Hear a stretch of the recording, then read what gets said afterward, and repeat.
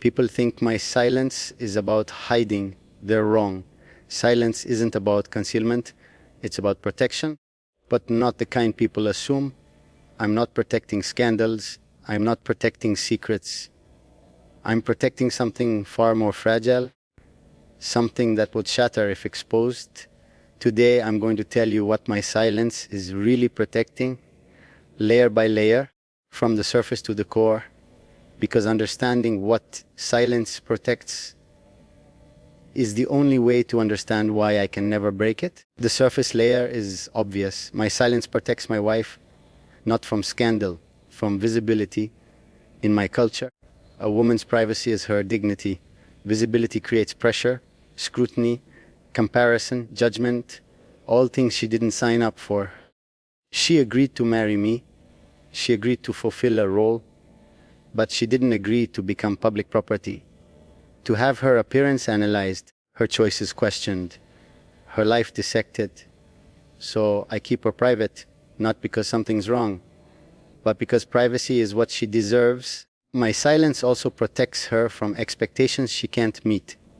If I spoke about her, people would expect romance, affection, evidence of connection, and when that evidence didn't materialize, they'd blame her.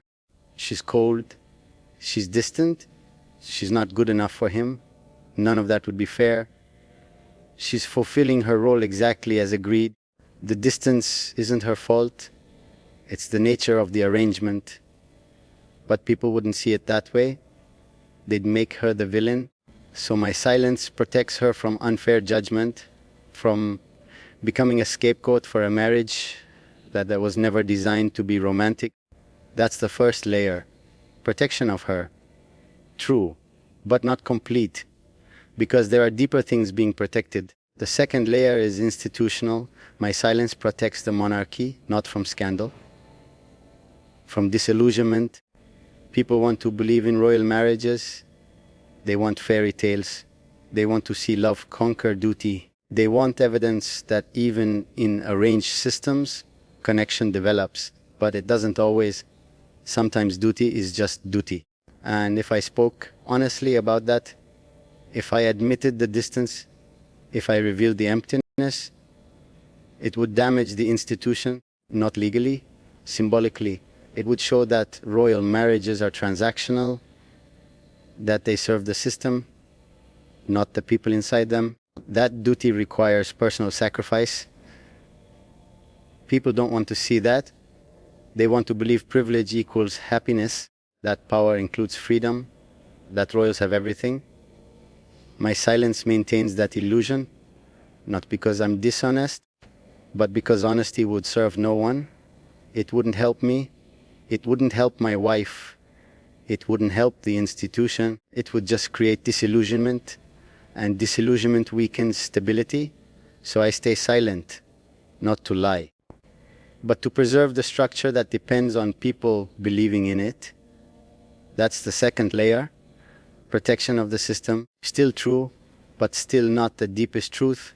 The third layer is darker. My silence protects people from knowing how unhappy I am. Not dramatically unhappy, quietly, constantly unhappy.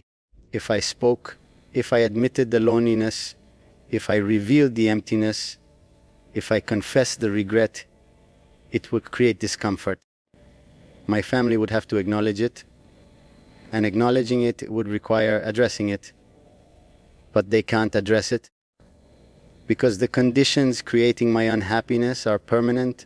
The arranged marriage is final. The loss of the woman I loved is irreversible. The structure of my life is unchangeable.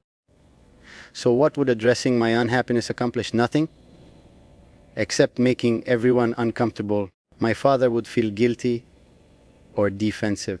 My wife would feel inadequate or blamed. My family would feel responsible or helpless.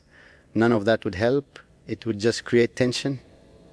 So my silence protects them from having to know, from having to sit with the reality that their system creates casualties, that duty costs more than they want to acknowledge, that I'm functional but not fine, and knowing that without being able to fix it, That would torture them. So I stay silent, not to protect myself, but to protect them from guilt they can't resolve. That's the third layer, protection of their ignorance, their ability to believe I'm okay, their ability to function without carrying my pain. The fourth layer is about the future. My silence protects my children from knowing too early what their lives will become.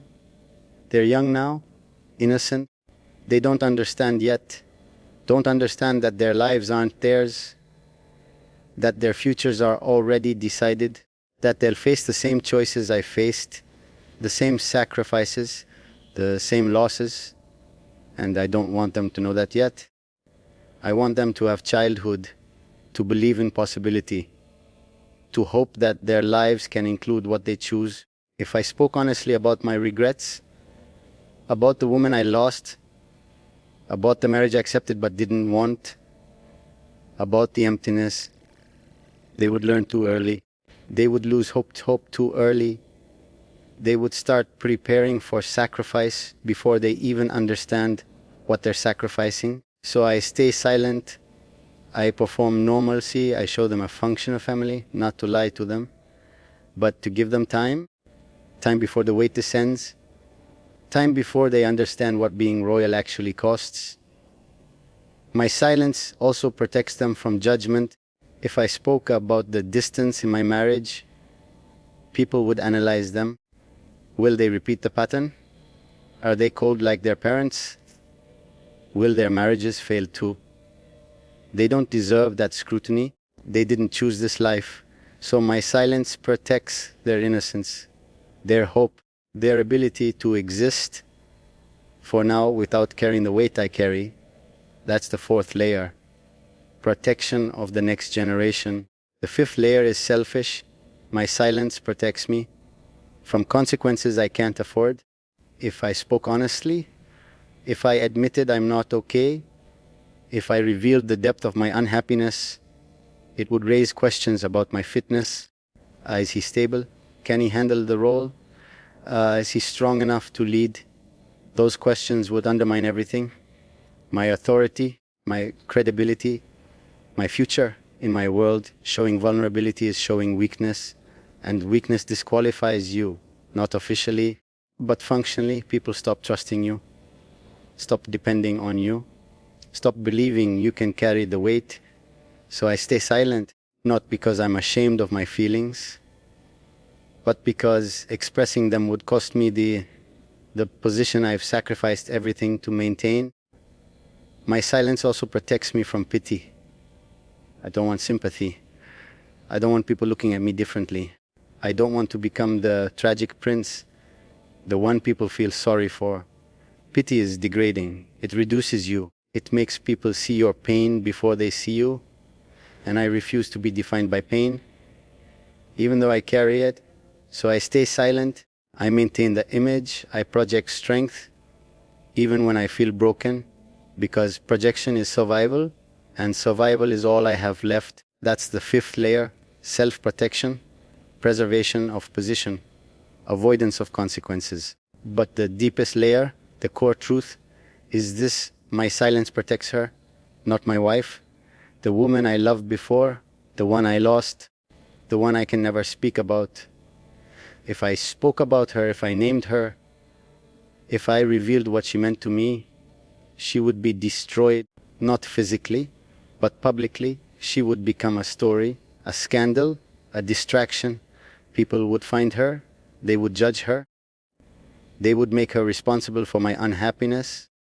She's the reason he's distant. She's the reason the marriage is empty. She's the one who ruined him. None of that would be fair. She did nothing wrong. She loved me. I loved her, and duty ended it. That's not her fault, but people would make it her fault. They would dissect her life. They would invade her privacy. They would turn her into a villain or a victim, and I can't let that happen. She deserves peace. She deserves privacy. She deserves to live her life without being tied to mine publicly. So I stay silent about her. I never name her.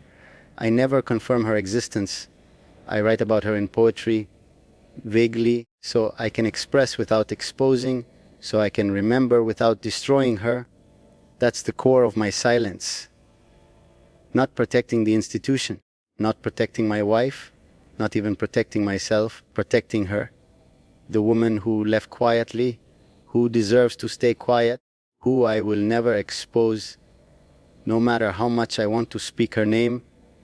That's what my silence is really protecting. If my silence breaks, if I speak, everything I'm protecting shatters. My wife becomes a target.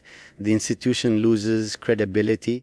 My family feels guilt they can't resolve. My children lose their innocence. My position becomes questioned.